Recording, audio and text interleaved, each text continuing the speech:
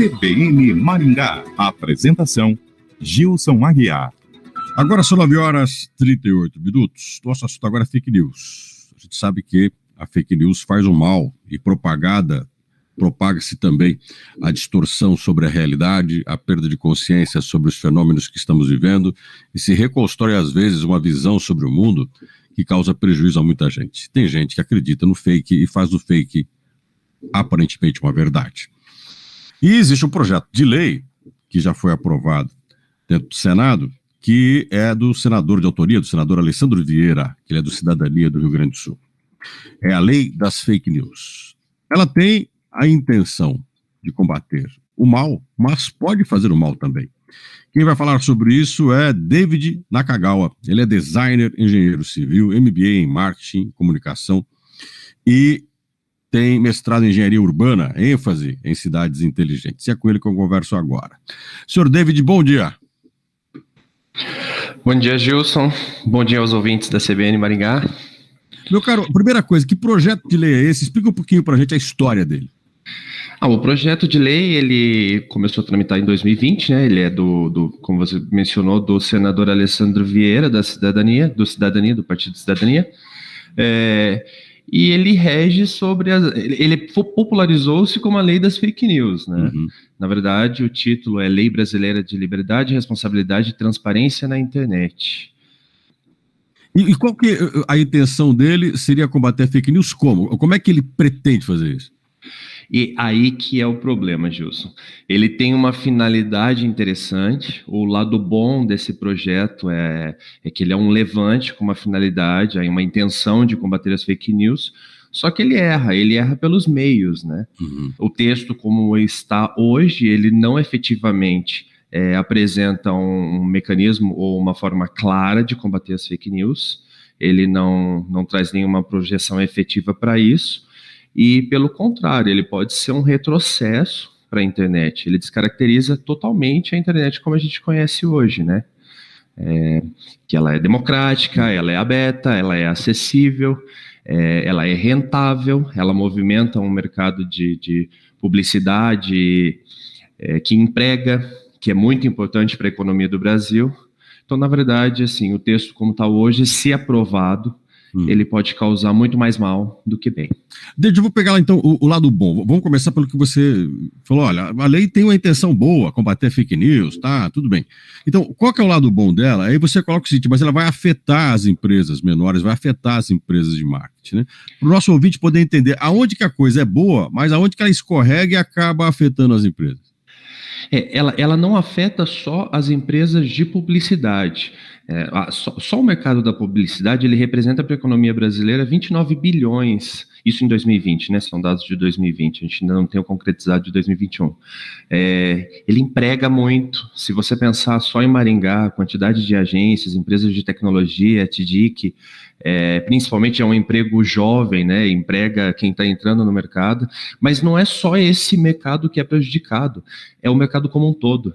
Principalmente depois da pandemia, você vê que muito do comércio físico, as pessoas começaram a apostar um pouco mais, mesmo o comércio varejista e local, apostar na possibilidade do mercado digital, para divulgação, para promoção do produto, ou até mesmo para venda. E 90% do que é feito de publicidade hoje é feito com uma publicidade direcionada, que não é mais aquela que você divulga por divulgar, você divulga você usa o mecanismo, o sistema das plataformas, a possibilidade de você linkar a pessoa que procura pelo produto X com aquela que oferece o produto X. Uhum. E de forma democrática, acessível, né? Você não expõe mais só o produto daquele anunciante que pode pagar mais, mas também aquele que pode pagar menos, o produto regional, a padaria da cidade, o produtor da local e coisa do tipo. David, aonde que estaria essa lei bloquearia isso? No que ela impediria isso? No que ela dificultaria isso? Porque hoje, o que acontece?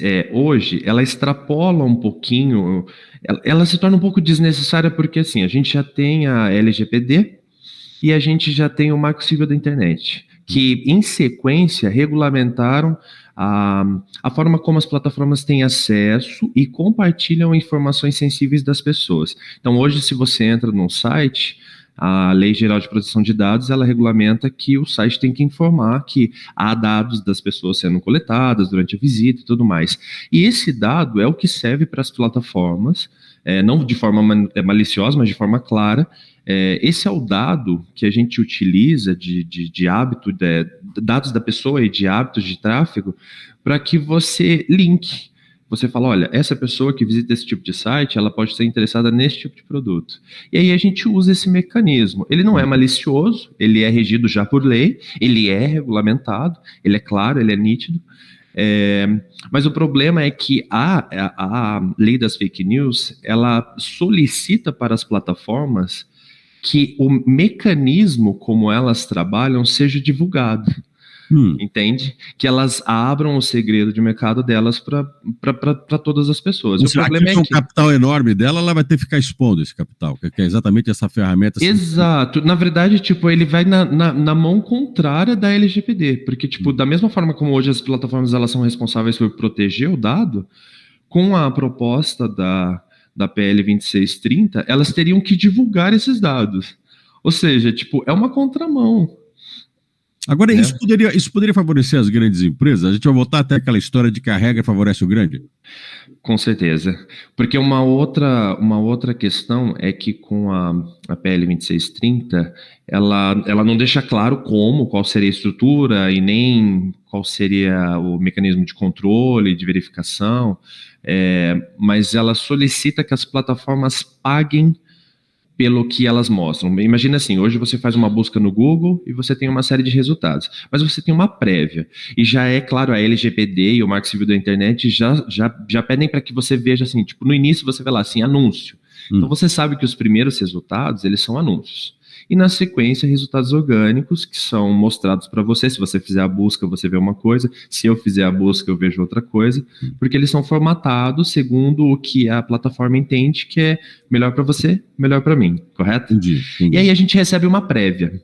E aí essa prévia é você quem decide. Tipo, você vê o resultado 1, 2, 3, até que você vê uma coisa e fala, isso aqui é o que me interessa. E aí você tem que clicar, acessar o site e daí ver o texto na íntegra, correto? Certo. Aí qual que é a ideia? A ideia é que o Google passe a pagar para mostrar de alguma forma, para mostrar esse resultado prévio. E aí, o que vai acontecer? O pequeno, se você está fazendo uma busca por uma notícia, então o veículo independente, ou o veículo regional, ou às vezes alguém que está falando daquele assunto de forma independente, democrática, a discussão ela vai ficar restrita àqueles que puderem pagar por essa amostra. Porque se o Google vai ter que pagar, o Google vai pagar para quem está aceitando o menor preço. E a gente sabe que quem vai ter melhor condições de negociata são os grandes conglomerados. Quer dizer, o Google vai pegar seus melhores clientes, que têm maiores acessibilidades, têm maior visibilidade, vai favorecer eles em relação a outros na hora que eu chamar lá na busca. Exato. Assim. Exato. Aí, no final das contas, eu vou fazer vou acabar com a democratização. Acaba com a democratização da discussão. Então, e ao mesmo tempo que como o Google vai ter que, porque é uma premissa da lei, que o Google divulgue, torne público qual é o sistema, qual é a metodologia que ele usa, tanto para entender, aprender, né, a inteligência artificial, aprender o como você busca, como as pessoas agem e quais são os mecanismos que ele tem para monitorar, controlar e tirar de circulação o que é considerado fake news, ou ofensivo, ou conteúdo sensível, ou coisa do tipo. É como se a gente estivesse ensinando a fórmula para a pessoa maliciosa. Aquela ideia, eu vou generalizar o problema e também generalizar os culpados. No final das contas, eu coloco todo mundo como farinha no mesmo saco e não é, né? Exatamente. Assim, hoje o Google ele já declara, embora não divulgue, embora não diga, olha, a gente faz assim. Ele diz, a gente faz alguma coisa para que seja... Não só o Google, eu estou citando só o Google, mas são todas as plataformas, né? Todos os grandes grupos. Tanto aqui no Brasil como fora, porque existe uma lei muito semelhante nos Estados Unidos. O Brasil, na verdade, está, tipo... 2 passos atrás, né? Ele já tem formas de controlar conteúdo sensível, divulgação de fake news, monitorar conteúdo que pode estar sendo compartilhado, que não condiz com a realidade ou que distorce a realidade e que deixa de ser ponto de vista e opinião, entende? Manipula dados ou coisa do tipo. Ele tem vários mecanismos de verificação e monitoramento. Só que ele não divulga como que esses mecanismos funcionam. E é isso que a lei também pede, que seja esclarecido como o Google trabalha para combater as fake news hoje. Se ele divulgar essa fórmula, o que vai acontecer? Quem está produzindo uma fake news, ou quem trabalha isso de forma sistêmica, vai saber o segredo e como burlar o mecanismo, correto? Você vai entregar o ouro para o bandido, você vai entregar para ele a forma dele fugir da estratégia que você está usando. Você vai ter que publicar a estratégia. E somado a isso, a lei também propõe que haja uma punição e forma de reverter se por acaso o Google... Imagina assim, o Google entende que uma notícia tal é fake news e ela bloqueia, ou ela pede uma segunda verificação, ou coisa do tipo. A plataforma age dessa forma. E aí, aquele veículo, ele julga que o conteúdo dele não é fake news e ele pode acionar o Google por ter feito essa restrição. Aí, então, o que acontece? Temendo por uma chuva de processos, as plataformas podem simplesmente banalizar a informação e dizer, não, então ou a gente bloqueia tudo, ou a gente não bloqueia nada. Entendi. Porque você não vai poder ter tempo nem condição de poder enfrentar o particular, que vai virar um volume muito grande, né? Exato. E aí você acaba liberando todo mundo, liberando quem não presta, né? E haja jurídico se você for querer enfrentar a situação. Ou seja, o mundo digital está criando regras que, no final das contas, vão acabar beneficiando alguns, prejudicando outros, e na eliminação de culpados, botar um monte de gente inocente também na culpa, né? Pois é, e o problema é assim, a falta de discussão, e a falta de uma discussão com agentes que realmente, os players que realmente podem indiciar, né, uma forma que seja efetiva para combater as fake news. A gente sabe que, na verdade, isso não é uma opinião só das plataformas ou de quem está no mercado digital, mas a própria OAB se manifestou a respeito, dizendo que o melhor caminho para combater fake news é a educação da população. Exatamente. É usar os meios e a estrutura para divulgar o que é fato. Certo? E criar mecanismos de verificação e não conduzir por meio de regra ou de legislação uma restrição. Porque o que você coloca, e aí até para a gente fechar nossa conversa, a gente está tendo uma conversa e as pessoas falam assim, mas isso é distante de mim. Não é distante. Não é. Quando você acessa a internet, quando você faz uma busca, por exemplo, no Google, como você citou, quando a gente procura uma informação na internet, a gente está sujeito a essas regras que estão sendo aprovadas, que uma grande parte das pessoas desconhece, não? Exatamente. E assim, na verdade, para quem pensa que, mas tem que ter lei, tem que ter alguma regulamentação, é que a gente já tem o Marco Civil da Internet de 2014, e em 2018, entre 2018 e 2021, que foi o período entre efetivar a lei e ela começar a valer e ser aplicada, da LGPD, a gente tem muita regulamentação. O Brasil já está bem servido de seguridade para isso. E aí, esse caminho que o senador optou, ele já foi amplamente desaprovado pela sociedade. O próprio Congresso e o Senado, eles já fizeram votação, uma consultoria pública, e perderam a respeito. Então, o que está faltando, na verdade, é não se antecipar. Porque qual que é a pressa? A pressa é regulamentar a tempo das eleições, ou seja, algo de interesse da política brasileira. Mas essa pressa vai prejudicar o mercado. Não só o mercado da publicidade, como o mercado como um todo. Porque, pensa, a gente está voltando da pandemia. As pessoas estão começando a ter a oportunidade de respirar, o comércio local está usando de todos os meios possíveis e acessíveis, porque a publicidade digital ela é barata, se você comparar com uma televisão ou com uma coisa que é menos democrática, usando todos os meios possíveis para divulgar o produto, chegar aos clientes.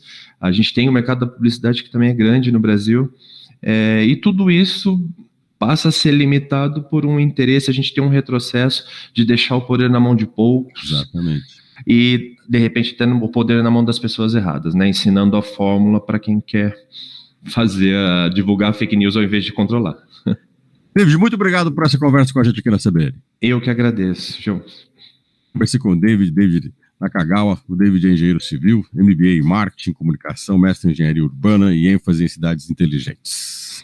Falamos sobre a fake news. Existe um projeto de lei, o 2630 de 2020, de autoria do senador Alessandro Vieira, que é conhecido como Lei das Fake News, que, segundo o David, ele tem muito mais a intenção de criar situações e problemas para que possam ocorrer distorções na informação e prejudicar as empresas, por exemplo, né, de marketing ou de comunicação, e também já existem leis, o Marco Civil da Internet, que o próprio David citou, que já regulamenta as relações e as informações e os dados pessoais na internet.